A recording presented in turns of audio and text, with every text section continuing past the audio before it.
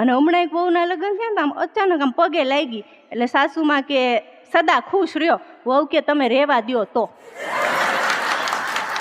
અમે તો ખુશ રહેવા જ આવ્યા છીએ, બધુંય તમારા ઉપર છે. અને એ વહુને પછી થોડાક દિવસ થયા ને પછી ખબર પડી સાસુમાં કે આને તો રસોઈ નથી આવડતી.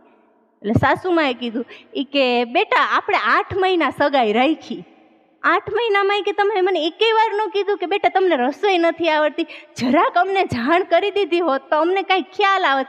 કે મમ્મીજી સરપ્રાઈઝ.